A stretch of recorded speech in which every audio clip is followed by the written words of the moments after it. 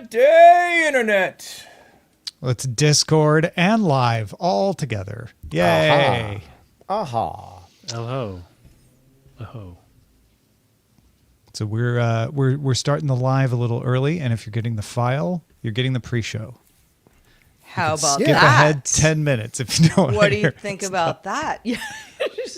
This is the behind the scenes part of the show where we talk about our deepest secrets. Justin, you start. Oh, well, I farted on the plane yesterday. Was it loud?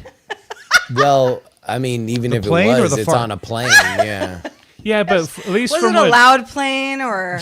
Well, no, I mean, like Amos about says, regular. like the air gets changed out, right, every minute because they're blowing it out. Yeah, oh, I mean, like, that's how you know that, in fact, this was during the COVID time that a pilot friend of mine was saying, yeah, like the air filtration on airplanes is actually incredibly good because if it was not, you would smell motor oil and farts constantly. Yeah. Like that makes sense. that's what a plane actually smells like when it's filled with that many people is motor oil and farts. So that's why they serve so many cheese dishes on flights, right? So You know? it's funny that you say this because, and thank you for your honesty, Justin. We appreciate that. I live to serve. Yeah, but a friend of mine was on a plane. She flies a lot. She's always on planes, and she was just like, people farting on planes. Like, what's the deal? And I'm like, but, I mean, what are you gonna do?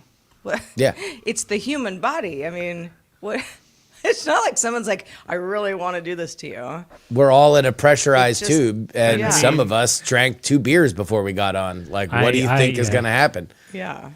I kid you not, but I make usually if it's a long flight, not like a short flight, anything under 3 hours, but I make it a point to not eat anything in the morning and to kind of clear out my GI tract the night before. Oh, all right.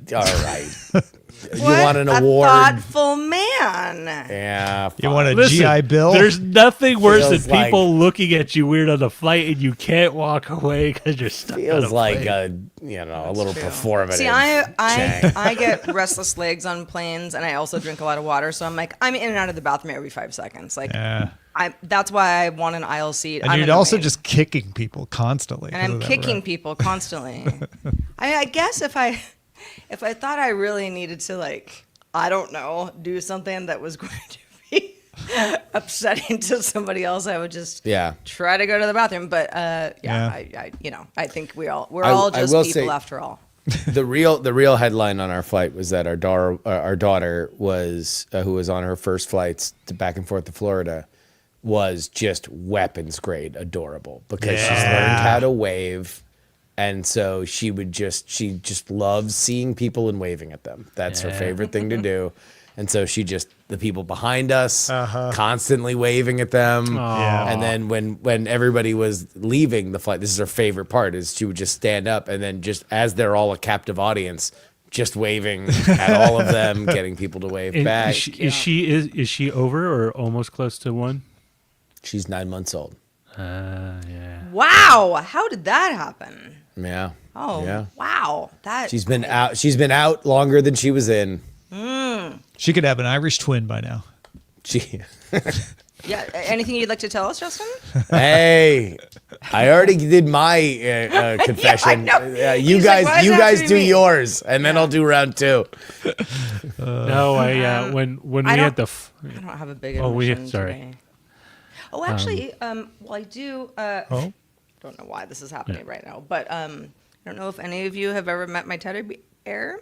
Yeah. His name is Douglas. Hi, Douglas. Hi, Douglas. I've had him since I was really little. Yeah. His neck is sort of falling apart. Oh, he's got an abscess. Oh, you should and get he him also repaired. lost his nose Oh. at some point. I think it's Okay. Otis's fault, but I don't really know why. Uh-huh. But and he usually does not join me in the office, but he's here today, and I'm just saying, loud and proud, I am a teddy bear person. All Thank right. you. Okay. All right. Yes. Yeah. Yeah. He's just.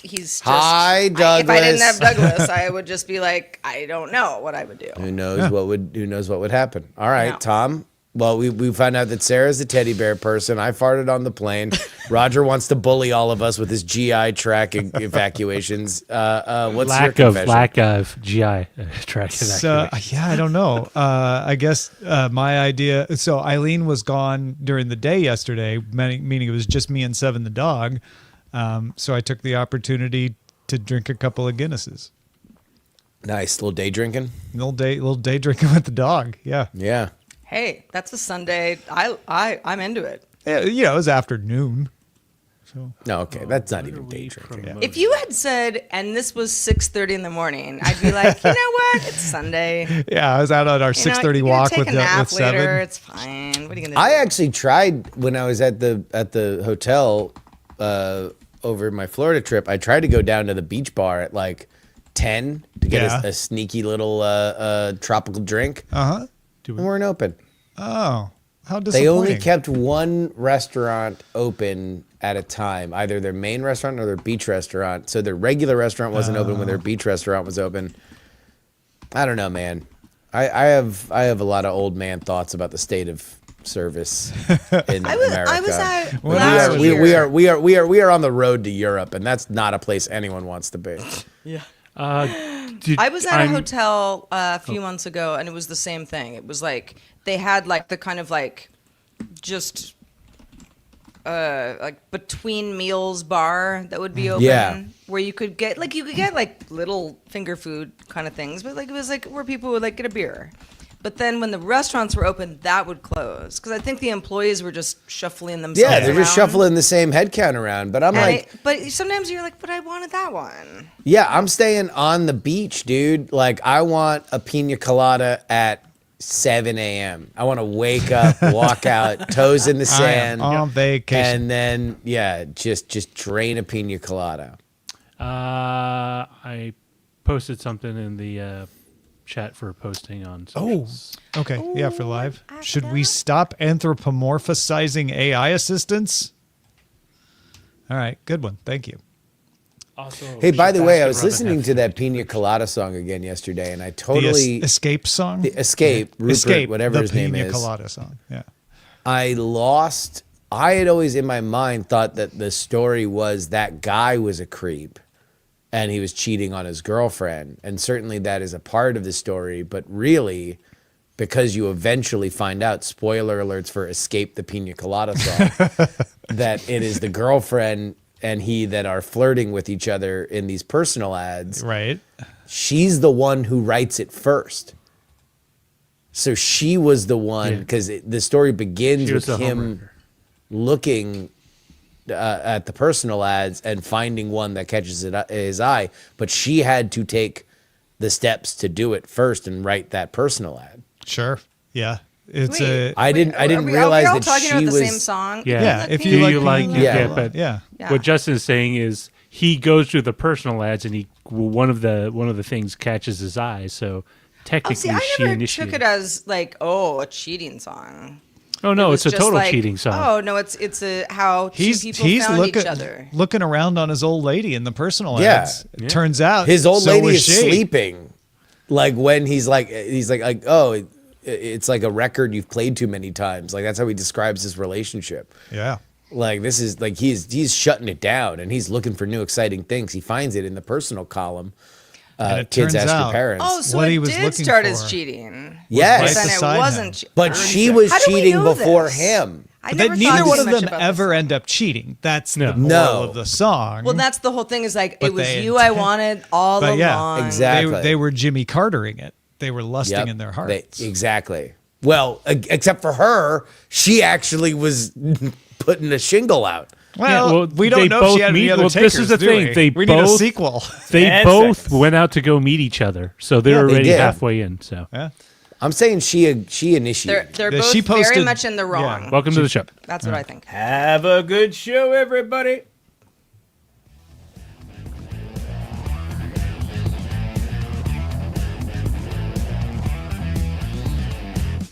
Good day, Internet. This is DTNS Live for Monday, June 2nd, 2025. From Studio Animal House, I'm Sarah Lane. At Studio 7 in Los Angeles, I'm Tom Merritt. From deep in the heart of Texas, I'm Justin Robert Young. And I'm the show's producer, Roger Chang. DTNS Live is made possible by you listening or watching right now. Thanks to all of you, including Jim Hart, Mike Akins, and Norm Fazekas. And welcome, one and all, to DTNS Live, the show where we discuss the tech news to help us all understand it a little bit better. Justin Robert Young, how you doing? Oh, living the dream, Sarah. Ready to deliver the tech news on time for the DTNS faithful. Like a train in Mussolini's Italy. Jesus. Or current day Switzerland. Those trains are always on time. Or that's probably a better Sure, analogy. that better. Current You want to day know what? Switzerland. Good note. Good note. Thank you. Yeah, good correction. Japanese trains, also Yeah, very pretty on on time. Also time. very much on time. Very on Even better. Japanese So much trains. better. Yeah, But we're much just Even getting their better and buses better. are on time. It's crazy. Yeah. Oh, yeah. Meanwhile, there's no train really close to me, but down at the end of the block, there's a thoroughfare, and there are a lot of buses. LA has quite a few buses. Yeah. If anyone's like, oh, everybody drives, it's like, no, a lot of people take the bus. Yep. But those We're trained. buses, there'll be like 4 of them, and no one's getting on and off. And Yeah. then you'll have like a group of like 30 people on the corner, like half of them are in the street looking to see if the bus is coming, like looking to see if the bus is coming isn't going to make it come any faster. The So, buses yeah. in Los Angeles travel in packs for safety. That's why. Yeah, Yeah. something like that. Well, nobody Something takes like the train after all the Predator problems they had in the 80s. Yeah. Yeah. There's a documentary about that. Yeah, Danny Glover finally took care of it. Thank goodness. you know, Thank you, Danny you Glover, know. for your service. There's Thank some you, good Danny. things about LA after all. Hashtag thank you, Danny.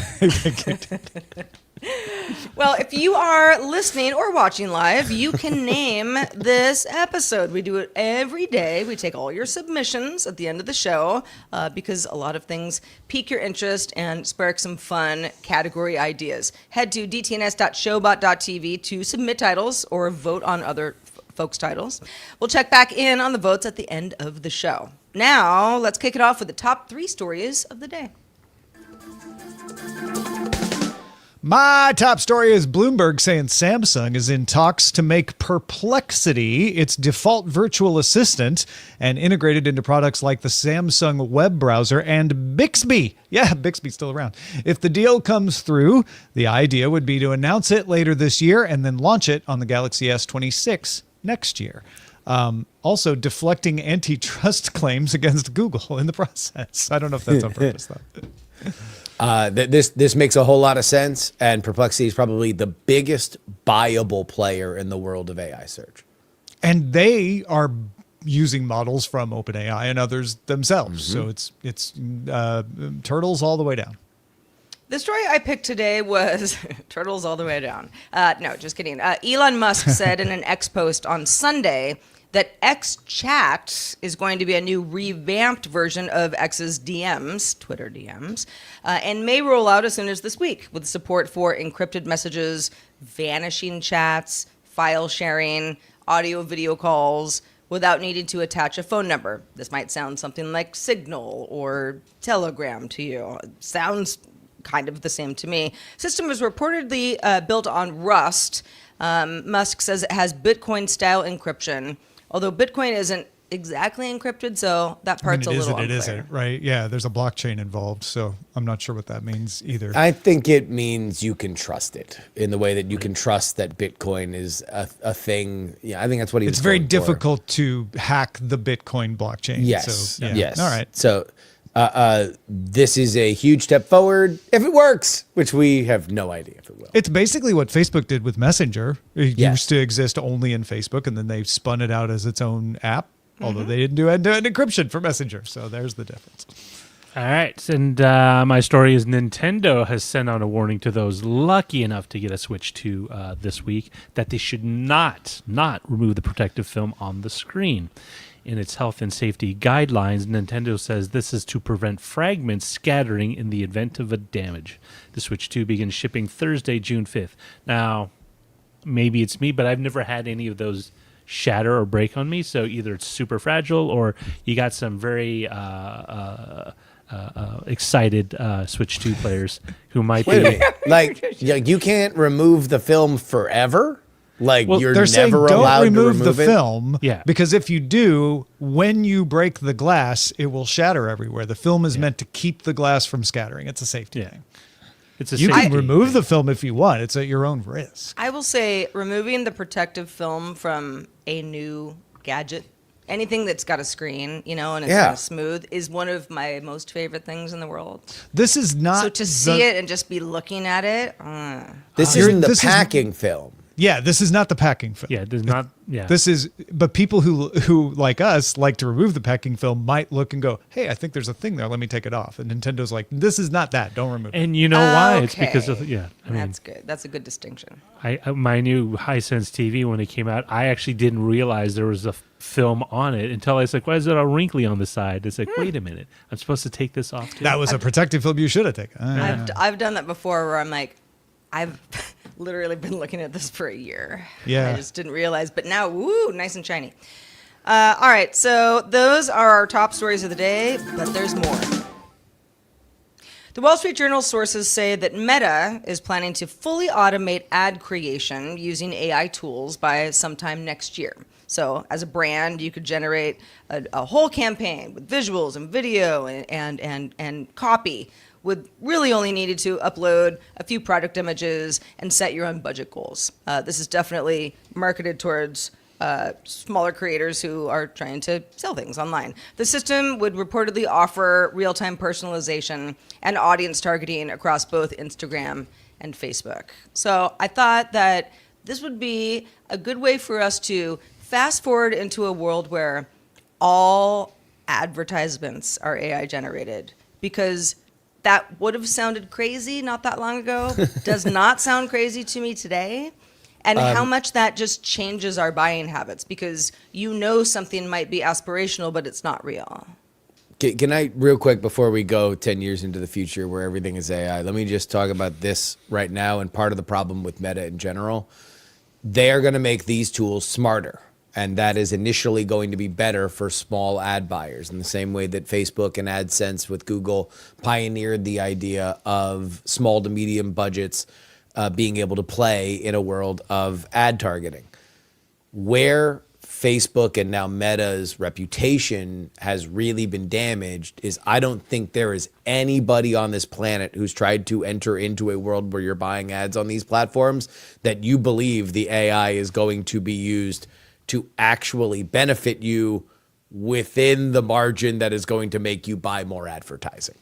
That has been the playbook for Facebook, and I maybe they'll change. I just highly doubt it. The AI concierge will make things easier for you and will be looking to make sure that you buy more ads because that is their actual pursuit. Yeah.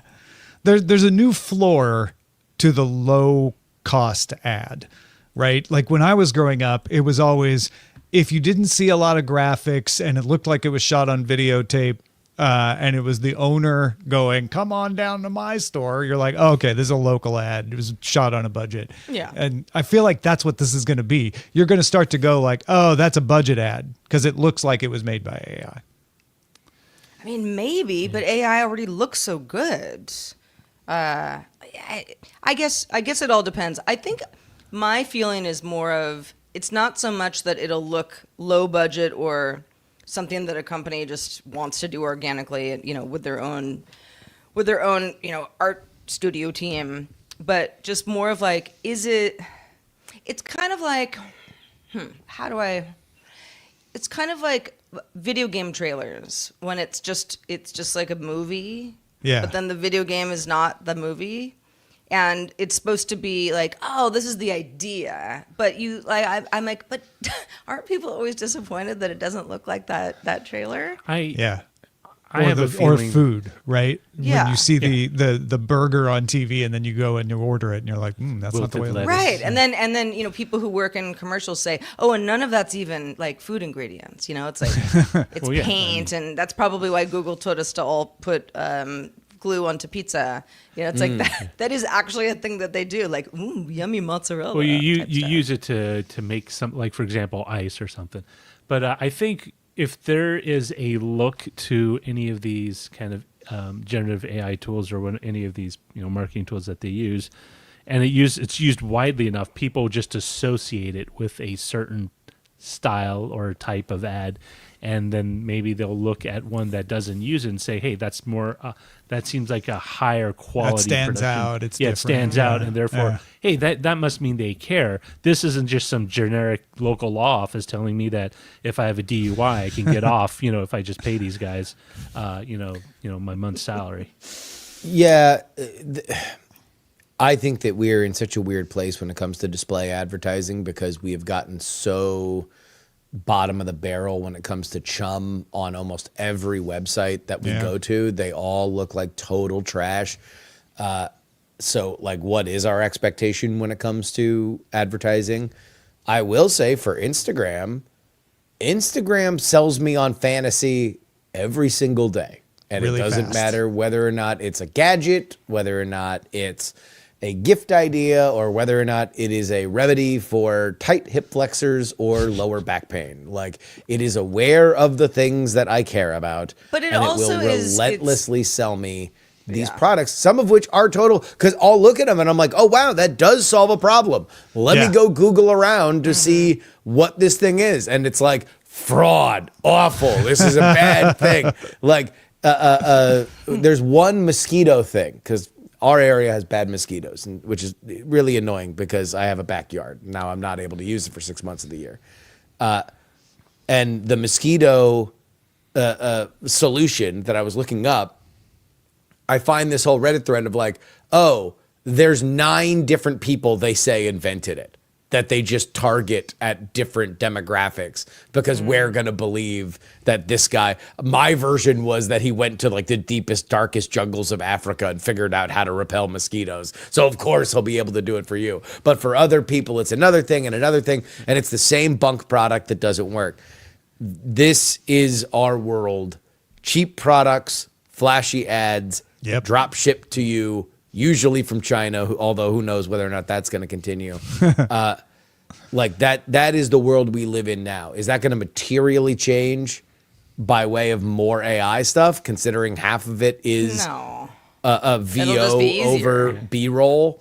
Like, no, the B-roll is going to either be B-roll that they just sourced by way of dynamic AI stuff, and the VO is how we've already crossed the uncanny valley with that. I'm sure that there's half the VO that you see in things right now is AI generated. Well, going back to Instagram ads, well, they're all over the internet, but on Instagram specifically, because I get caught up in this stuff too.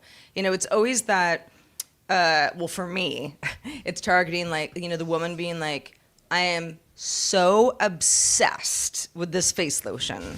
Yeah. Meet my newest obsession. And, it's always the same thing. It's like, and then it's like, back in stock. Oh my gosh, I can't believe it's back in stock, because then you're like supposed to like clamor to get some because maybe it'll go out of stock again. It's all personal vlog stile, right? So it's supposed to make you think vlog that, style. Yeah, and these are real people. I mean, I think, or they have been up until recently. And, I always think, like, who is this person who's like, I'll do this. I will do this. Someone's going to pay me to do this ad. And, I'm a real person living somewhere being like, I don't use that lotion. And it's like, if there's not a real person behind the ad, but it looks like the same kind of thing, then going forward, a couple different things. First of all, the company saves money because they don't have to pay an actor.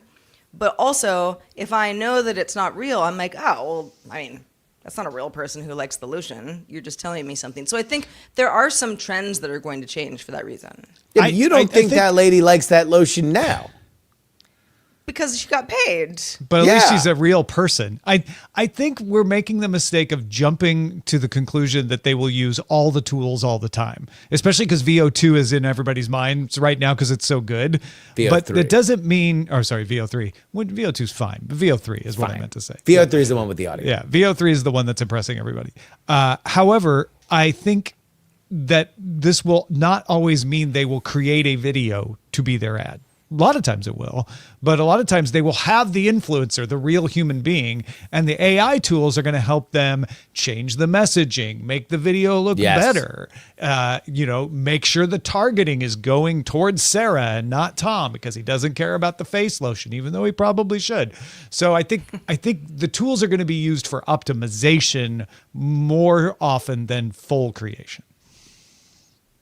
Yeah, I totally think that. It's like, all right, so for Sarah, it's the lady saying, oh my God, I'm so obsessed with it, I need to buy it. For Tom, it will be just in time for Eileen's birthday. Sure. Yeah. You need to get her what I'm and there'll be a real with, right? human who shot it to get past Sarah's concern, but then the tools can manipulate that and change the messaging and all that.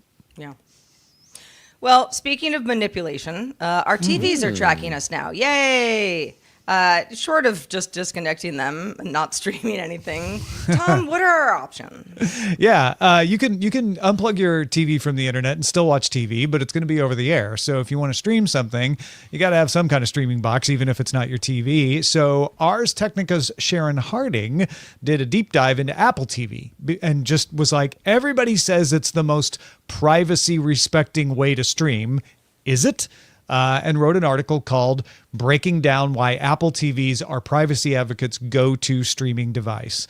And it turns out, they're not perfect. There is a little bit of third-party tracking. And in fact, Harding did a great job of saying there are pressures that might cause Apple to change this in the future. So keep an eye out on that. But right now, Apple doesn't sell third-party data, sell personal data to third parties at all. It makes some non-personal data available for ad placement in its other apps, like Apple News or Apple Stocks or the App Store. But you can opt out of that. It mostly makes the ability to track you very easy to turn off, like asking you right up front at setup and also not burying it in the settings. The only thing that Harding dinged Apple TV for was if you don't want personal recommendations in the Apple TV app, then it's kind of hard to find because you have to go to the Apple TV app settings to turn those off, but you can still turn those off. Overall, Siri and that bit of personal recommendation stuff were the biggest concerns, which pales in comparison to most other platforms, which are showing you ads in the interface, selling your data to third parties, making it difficult to go turn off that sort of thing. Which brought me to the question, Justin, Sarah, Roger, how much do you worry about this? And do you take action to stop it? Justin, start with you. I don't. I would rather have a $150 60-inch television than worry about whether or not when I turn it on, they are constantly trying to monetize every inch of the screen. I'll just go to the thing that I need and deal with it. Could that cross a certain threshold at some point down the road? Maybe, but no, I am not obsessive about turning off tracking, nor do I particularly care that the television experience has turned into bloaty adware. Do you stream from the TV or do you have a device that you stream off of? In our living room and bedroom, we have Apple TVs. In my office, I have a TV that I will just put on either YouTube TV for streaming or cool, chill beats to study to. That's where you put the quad. That's where I put the quad on, yeah. Yeah. But that has, I have to go through the TVs. Oh, actually, no. It's a Fire Stick. I have a Fire Stick on there. Okay, yeah. so you're giving your data there to Amazon. I'm giving my data to Amazon, which is its own thing. And but they you haven't gone to the monetize. trouble of turning off the TV's internet because you don't need it because you've got my monitor is a gigantic TV. That is. I don't think that's connected to I don't think any of my TVs are connected to the internet except for my main one that also has the Apple TV, but I don't really interact with in fact, both of my, I think they're Samsungs, just a problem. In fact, if somebody can fix this for me, please hit me up on Twitter. The way to make the menu go away faster on my Samsung televisions, that's all I really want. It's just the menu sits there forever. And I'm just like, do I like? It's kind of the same thing for LG. You got to hit a button to make it go Oh away. God, it's like they're just long enough. I'm like, do I gotta reach for the remote? And it's like, yes, I do. And then it turns off. Right? How often are you in your menu settings? No, it's just when it turns on. It'll just have an overlaid menu. Oh, Yeah, LG doesn't do that. My LG doesn't do that. Huh. I have an Apple This is TV sunny. in my bedroom with an older TV that's not a smart TV at all. So it needs something. And just kind of Wi-Fi network. And then my newer TV is an LG in the living room, and I always meant to get another Apple TV because I prefer the Apple TV interface, but I'm like, WebOS works fine. And I really only use 2 apps. I use YouTube TV or I use Plex. I don't use anything else. And so it's like, the smart TV aspect of it is largely unused by me. But I don't really care about, knowing my TV watching habits. I mean, if anything, I'm like, I like reality TV. I could have just told you that myself. Yeah. You're going to get a better Instagram ad thanks to that. Yeah, and I don't think right, exactly. And I don't know, like what else would be a behavior that would bother me? I don't buy things, in any sort of TV interface. I guess if somebody knew I watched TV a lot at 4 a.m, they would assume things about, what times I worked during the day. I mean, at 4 a.m, I'm asleep, Yeah. but like it's like that stuff just doesn't really freak me out much. But I'm also just so used to targeted ads. It's like targeted ads. You're not fooling me. I know why you're doing this, and either I'm interested or I'm not. Are you still using the Shield, Roger, for most of your stuff? Yes, I am. That thing is the best investment I made in 2018 outside of servicing my car and maybe going to the hospital, have my second kid. Well, sounds like the Shield was very So okay, important the fourth best. Great investment great for top that year. 3 though. Great top 3. Strong top 3. Strong top Yeah. 3. Yeah. 2 kids in a car. So, yeah. No, but you're dealing with Android. Yeah. Android, you have to work a little hard to protect yourself from tracking than you But do it with the doesn't Apple bother TV. me because I No. mostly watch YouTube and it tracks me anyway because I'm searching for like cooking videos or like there's like a couple of travel vlogs I used to watch and I want to see like how this person deals with traveling in Latin America or something. But the only what's weird is when I go through YouTube, I get a lot of recommendations for similar videos, but the ad, because I don't pay for, I don't have an ad-free version of YouTube. All the ads they show me have nothing I'm interested in. It's either some sort of health thing or it's like some guy with surplus knives and it's like rotates between 3 different pitchmen who tell you what great kitchen knives these are and they'll totally change your cooking experience because when you cut with a sharp blade instead of a dull one, things Apparently a move very little- effective ad because you're like, You remember no, it. I find it so Passing it weird along, because yeah. there's like there's that, and then there's one of this dude who sets up his own like outdoor grill that I would never do. I'm with you on YouTube ads because I don't pay for YouTube either. And people say, "How do you live this way?" And I'm like, "You just say 1, 2, 3, 4 seconds, skip." And then you skip it. But the ads- But every so often, I'm just like, what is this ad even? Yeah, and like- I'll watch the whole thing. And I'm just like, yeah, what? Yeah, but I'm not going to your Why is this for seminar. me? I'm not buying these knives. I'm definitely not buying that outdoor grill. Like there's everybody it's says ads don't work on them though. But that's what I'm saying. It's like none of those are pertinent purchases. Pertinent purchases sounds like a Jeopardy category of something I would consider getting, and I find it more amusing because it's okay. I get it. I'm older, but I'm not that old that I need certain dietary supplements to improve my bone health.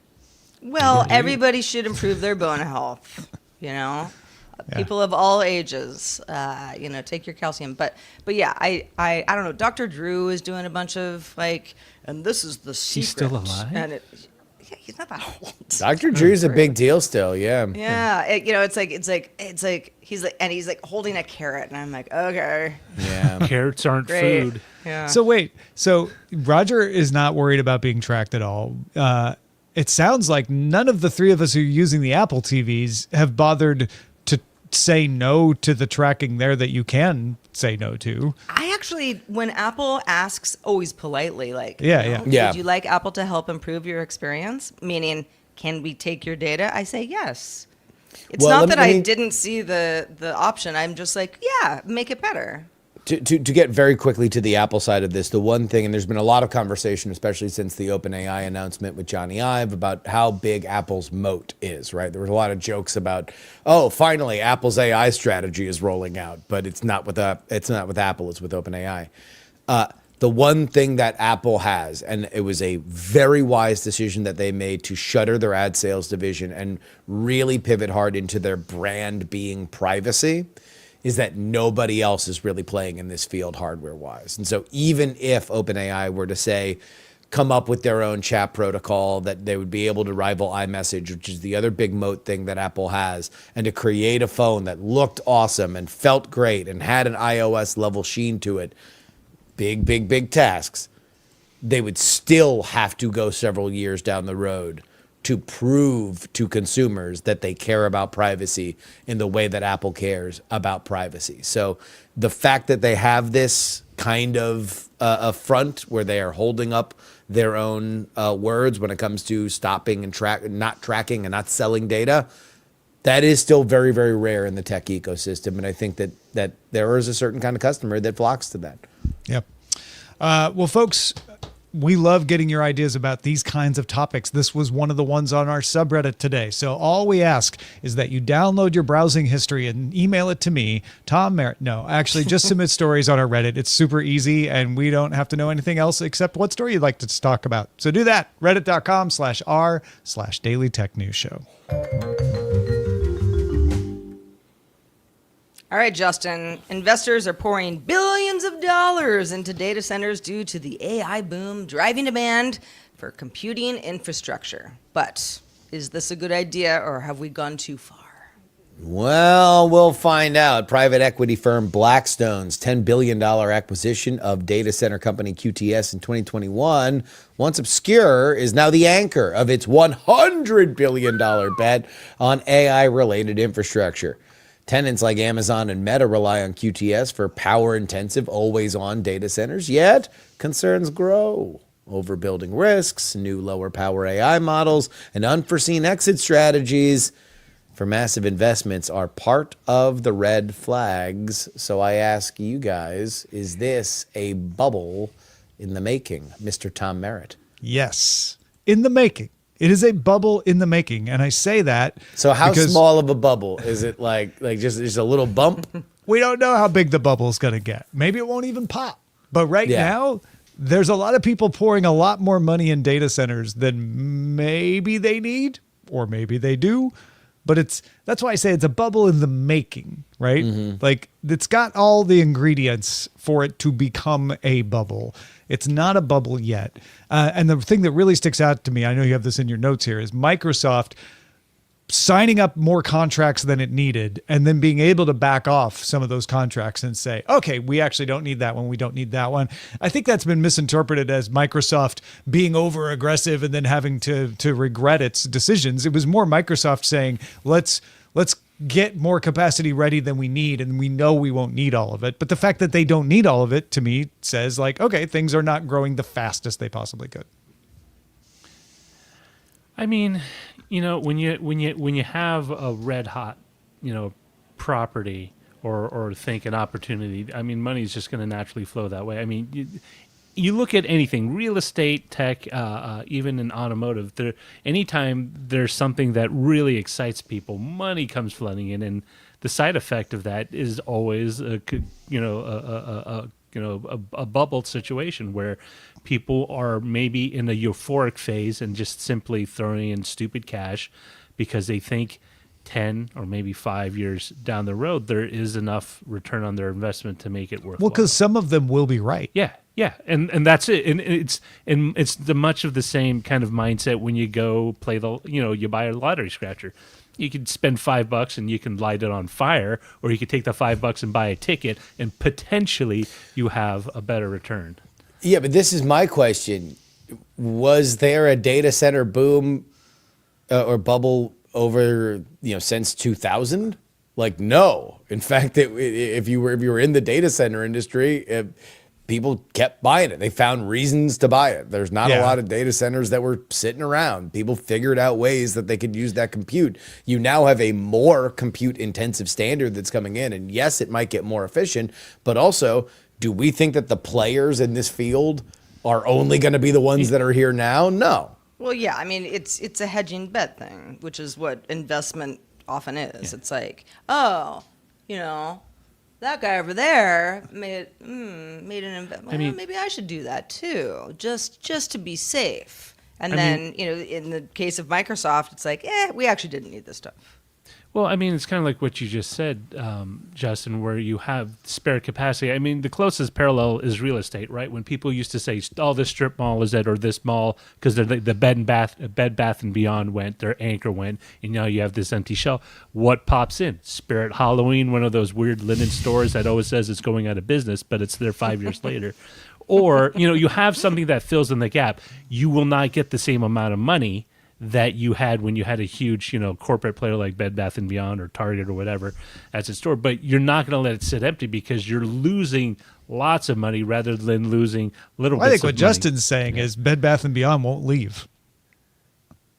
Yeah. Oh, yeah. I'm saying that more of this is going to happen. More need for compute will exist. More people will need compute in the future going forward. So the obviously right now we are in the risk of a bubble for something like this because the arrow is pointing like true north for AI investment. There's no dispute that we have a skyrocketing need for data centers. It's just a matter of how much. When does that curve bend from like true north to 3 o'clock, right? Or to something the truth of the matter is you can never really figure out where the bubble starts and where it ends until after, right? I mean, because there's no way to judge ahead or it's of not time. A bubble, right? I could be wrong. Well, that's what I'm saying. Like you don't know.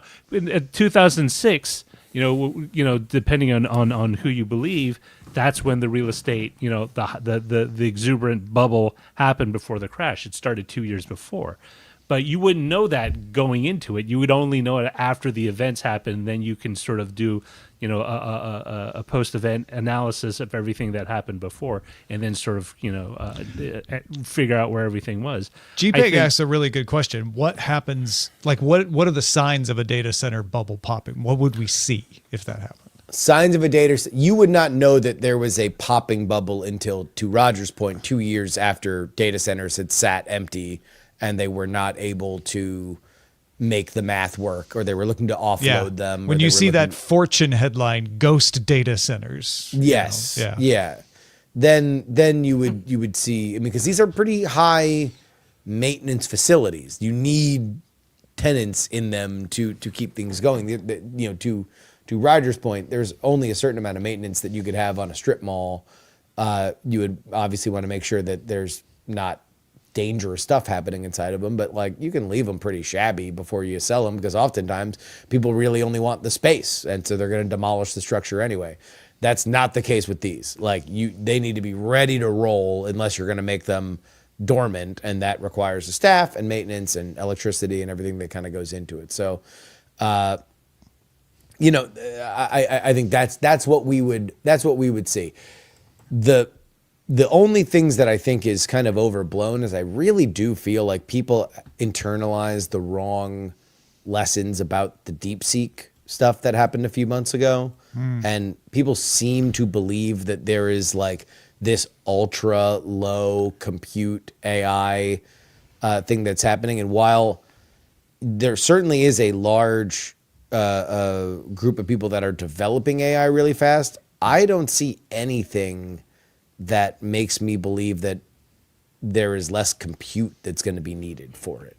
Well, it's even if you do have models that use less compute, you're going to have more cases. Well, great. Now I got slack capacity. I can do these other businesses. Yeah, now I can use more models. Yeah. I mean, the only scenario where I see this actually turning into like a classic real estate bubble is if you have a huge drop off in demand, either because of population loss, like finally that boomer generation above dies off and you have this huge, gaping, hole in demand. But there's still a lot of people and there's still a lot of need for it outside. You might not get the stupid money you were getting before. You might have to live with like maybe 10% margins instead of 20%, but you're still in the black. Yeah. All right. All right, Roger. I was showing everybody my teddy bear before the show. If you'd like to see him again, this is Douglas. Hi, Douglas. Good to Hi, see you Doug. again. He's a fur bear. We need to fix his neck. Get it? He needs a Douglas little fur surgery. bear. But a friend of mine was like, "What's wrong with his neck?" I'm like, "I don't know. He needs He's stitches. old. He needs stitches, exactly." But he is what you might call an inanimate object. He's my teddy bear, but he's not a person. So there is a there's a growing thought among some that we might be treating certain things a little too human, right, Roger?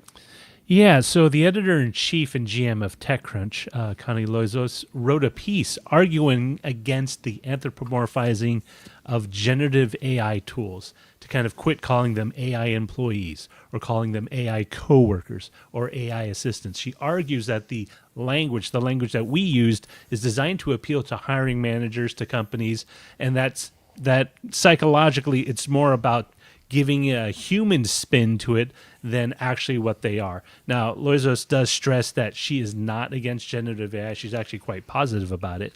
But the whole language around the quote unquote, she describes it, the AI employee, comes across as dehumanizing and callous, especially if AI adoption does lead to some sectors seeing an increase in the number of cuts of human workers in that. And so I guess my broader discussion topic is on this. It's like, should we just see these as just tools, right? I don't name my wrench.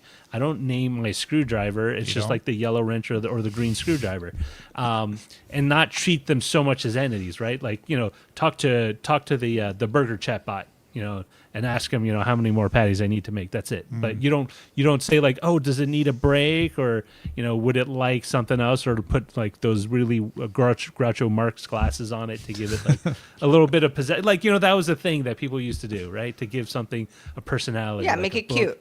Yeah, put it on the TV, put it on your computer monitor. But in this, just sort of like, instead of trying to graft on human elements onto it, just take it at face value. I don't know. I think about this a lot because you have some years ago when the movie Her came out, right? It's like, oh, it's the AI, best friend, romantic More than partner type friends, thing. yeah. Well, yeah, but As it but turns was, out, spoiler alert for Her. I know. It was all Colin supposed Jost to be. was not happy. It was all supposed to be just this, like you have a deep connection, I, as a human, that's the connection, that you're having. And I know, and we've talked about this here on DTNS Live recently, that there's this, there's a fear among some of like, people are starting to use this for, like mental health stuff and, a companion, and maybe that's okay for some people, but it's not going to be okay for everybody because that's just the way things are. And does this kind of make people retreat a little bit too much from life? What I think Loizos is talking about specifically is just, is it your coworker? And and does that mean as a human that you're like, oh, I am a worker, and then this is my coworker, and they do things, they're good at doing certain things, and I'm good at other tasks, 'cause, that's how all coworkers are, but that is somehow confusing overall. I don't know that it is. I think if you really thought your coworker that you were talking to remotely was a human, and it turns out it was AI the whole time, that could be confusing.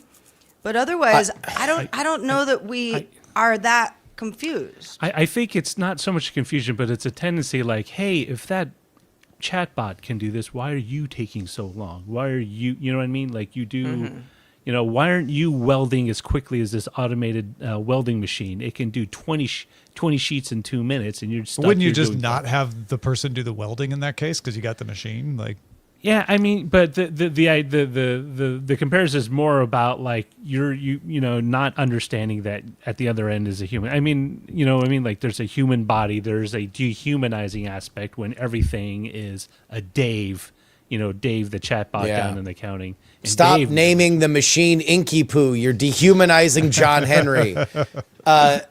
Yeah, I do agree with the premise of this article that it is marketing speak, and you are using this terminology. By the way, I think incorrectly. It is overstating the capacity of the current generative AI models. That agents are very promising, but they are not to the point where you can, except in very rudimentary ways, replace elements of a human's job. So calling them AI employees, I think, is just, it is marketing speak. That being said, AI coworker is not as dehumanizing as it could be, right? You know, you could be referring to them as robot slaves. You could be referring to them in more dehumanizing ways. So I'm not sure about guarding the feelings of your human employees or whether or not this dehumanizes their work. I think that brings us down this hypothetical chain that is a little hard for me to predict. I think I mean I understand what she's saying, and I don't think it's that we will mistake these tools as people, but rather in sort of an implied bias that people aren't as good, like flesh and blood people. But they aren't. Otherwise, Yeah, we wouldn't be sometimes using they're them. not. Like they go to sleep, they use the bathroom, they don't just go all day and all night working on these kinds of products. I think I know where you're going, Roger. Though is you don't want that to be over promising what they can do. Yeah, and you know, it's, I mean, if you know, there is I think there is a sort of a psychological kind of milieu that everyone fits into, and you know, if everything's your coworker, whether it's, you know, whether it's in a generative AI powered copy machine or, you know, I mean, Dave, I name my microphone and my mixer and like, you know, that's Road. just What's your Let me get to microphone's my- name? Mike, of course, obviously. You know, I have a chef mic, microwave. I also named but mine Mike.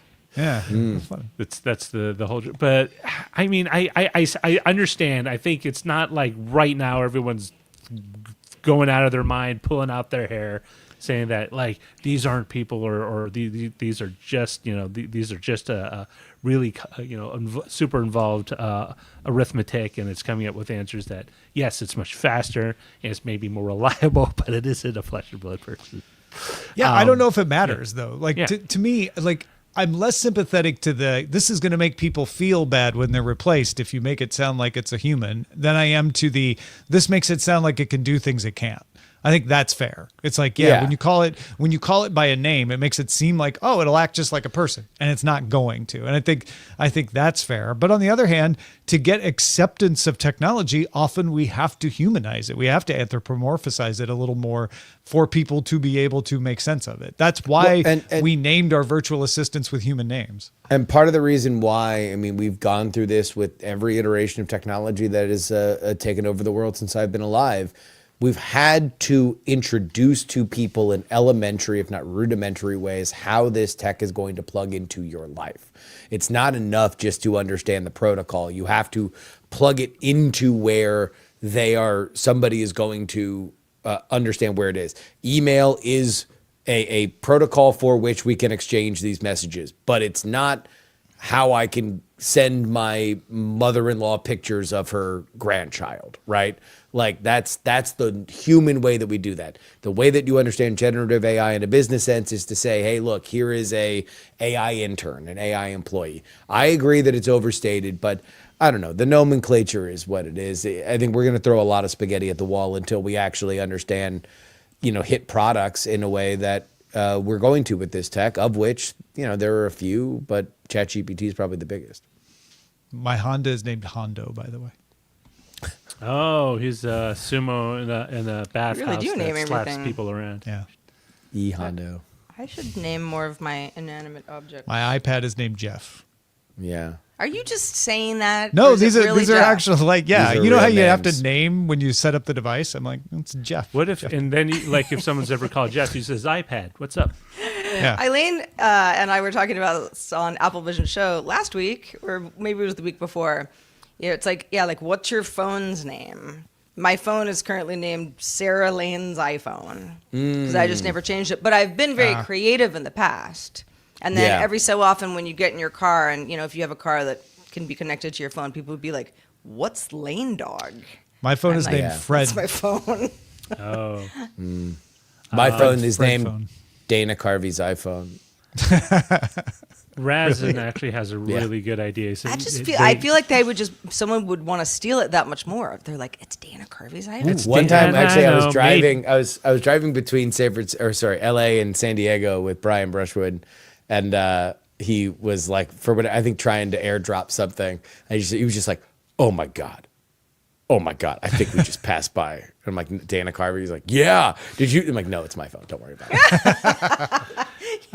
Yeah, Dana Carvey's like, in the next lane. Hurry, get behind him. Yeah. Razin actually has Follow a good idea. him. They name all their stuff after ships in Star Trek. So if you see a Voyager, Enterprise, or what's the one that We can got- hack Razin Yeah. if we sell. Good to know. Yeah. I name all my phones Fred, and then whatever the version of the iPhone it is, Fred 16, Wow. Yeah, all my PCs are Interesting. Edgar. Really? Yeah. Gosh. My Mac Mini. You need a name. Nevermore. sir. But right now it's Sarah Lane's Mac Mini with 2 in parentheses. Oh, I always I name do my that Mac all the another one. time. I know. Yeah. Justin's MacBook too. Yeah, it's No, my time. Mac is I'm named sorry. Darcy. Because why not? You know, Darcy, the woman in the chair in the Marvel movies. She's always the one hacking away. She's in. Yeah. Yeah. It's named after Darcy. Well, if you have thoughts on this, do send it our way. Feedback at dailytechnewsshow.com. And speaking of feedback, let's check out the mailbag.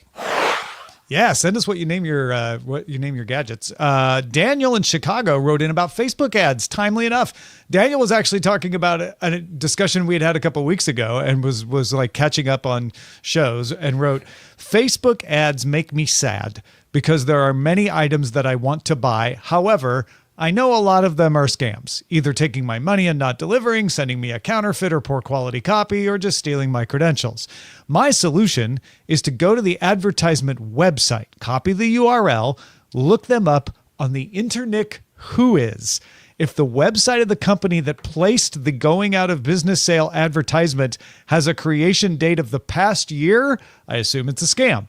A lot of the websites that advertise on Facebook tend to be only 3 months old. Either they are very poorly run companies with lots of over-purchased merchandise or something to steer clear of." Yeah, well, that's you're going a step further there, Daniel. Not a bad idea. Yeah, I like that you're looking it up on Whois. That's smart. everything that's a 3-month-old company is a scam, of course. Yeah, most of them. Most of them, but not all. Not Yeah. all. And Daniel says, I'm just kind of trying to sniff it out. Trust Every but li- verify. Trust every- but verify. Every legitimate company is 3 months old at some point in time, but not right now. Not every legitimate company is screaming, "I'm going out of business." in 3 Exactly. months. Yeah. But even if it's not a going out of business thing, and you just sort of go, I wonder if this knife set that Roger's eyeing over on YouTube, is it, are these really good knives? And you kind of go like 3-month-old company, like maybe it's just a new company, but often, it has Look, been spun out of something It's else. an old Toyota that they repurposed as kitchen knives. Right. Yeah. There are soft spots in our psyche that believe they can take advantage or find elements that make us feel good about ourselves that are very much used by unscrupulous people. Going out of a business sale is certainly one of them. Not as Sarah pointed out, not every young company is a total scam, but I think they would probably be not on your radar because they're new and they're making mistakes in trying to get in touch with you. It's the ones that are 3 months old that have exactly found their way right in front of you with some sort of urgent appeal that you should probably be investigate. You mean this? Well, and that goes for, tip. I will do that with a Twitter account, an X account, but I'll come across some tweet and I'll be like, when did this account get made? Oh, like last month? Yeah. Okay. And there's so many entries already. It's like, sure, you could say, I would like to join X. I've never been on social media before. Today's the day. And that could be 2 months ago. But most of the time, it's like, oh, this is just, whatever this is, it's a bunch of hooey. That's what it is. Yeah. Eileen won on social media a limited edition pack of cards from an artist named Tableau. And when the person contacted her, she's like, I don't know if I believe this.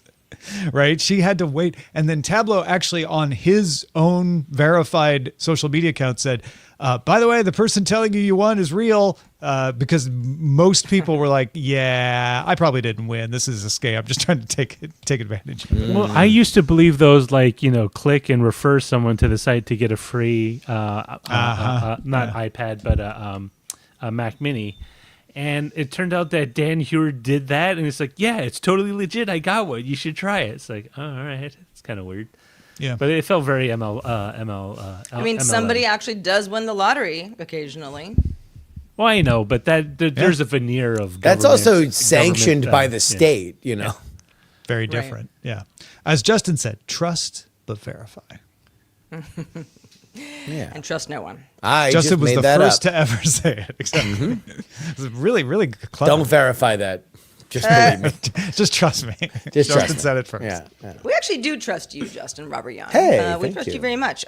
So let folks know where they can keep up with other stuff that they should listen to, watch, and trust. If you want to know more about artificial intelligence and the LLM boom we find ourselves in, then friends, you got to download The Attention Mechanism with myself and Andrew Main. It's a good time, and we hope you enjoy it. Folks, during the show, as we mentioned, folks have been submitting titles at dtns.showbot.tv. We got some good ones. What's our top vote getter here? It's Trains Are Not Buses from Eyewear Lederhosen. Wait, I have learned so much today. Trains aren't buses. Yeah. Tom's iPad's name is Jeff. Yep. And Jeff is named iPad. TIL. Saray right behind with, it's not that kind of protective film. I actually did have that wrong.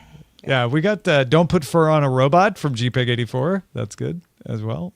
Big thanks to everybody who submits these. You can all go and enjoy them. There's some good ones over there. dtns.showbot.tv. Sarah, what are we picking? We are picking, and I'm not sure I agree with this, GPEG84, but we're going with Don't Put Fur on a Robot. You're only going to confuse the furries, okay? Yeah. Yep. Yeah. Unless it's synthetic fur. Unless it's if it's faux fur on a robot. Yeah. Well, then we're talking about something different else. thing. What if it's just carpet? Big thanks to everybody who watches us live on LinkedIn, on YouTube, Laminar Rainbow giving us super stickers over there. And of course, the folks on Twitch who support us with subscriptions and bits and all of that. Fakey Nosegrab 00 for the 54th month. Happy Monday, Fakey Nosegrab. Zoe Brings Bacon and C-Spawn with some bits. Nainu at Tier 1 for the 36th month. Thank you, everybody, for supporting us in all the ways you possibly can, including, and don't forget, patreon.com/DTNS. That's right, Tom. Now, I hate to say it, but we're going out of business. Everything must go at the dailytechnewsshow.com/store. Really buried the lead. We got mugs, we got t-shirts, and they all must go. Actually, it's the print on demand, but pretend it all must go with the DTNS Live logo before they're all gone. Get over there. dailytechnewsshow.com/store. Not a scam. Well, one of the, back in stock, finally, America's we should have gone that way. favorite mug. Oh, yeah. Oh, the limited edition Some of our coin. stuff is back in stock because it wasn't in stock for a while. That is true. Sometimes stuff does go out. The limited edition Scott Johnson designed glass back in stock for a limited time. Everyone's buzzing about it at dailytechnewsshow.com/. I love that. The internet can't stop talking about Scott Johnson's glasses. No. They've tried and they failed. They can't stop. Every time. Can't stop. Yeah. Can't stop. We're doing it now. Yeah. It's Scott becoming a Johnson's problem. glasses are turning heads. Yep. Scott Johnson's glasses, wow, at the Met Gala. They really did. No, I could go on and on. I'm was sure very they would. surprised. Yes. Doctors hate this one weird trick from Scott Johnson's glasses.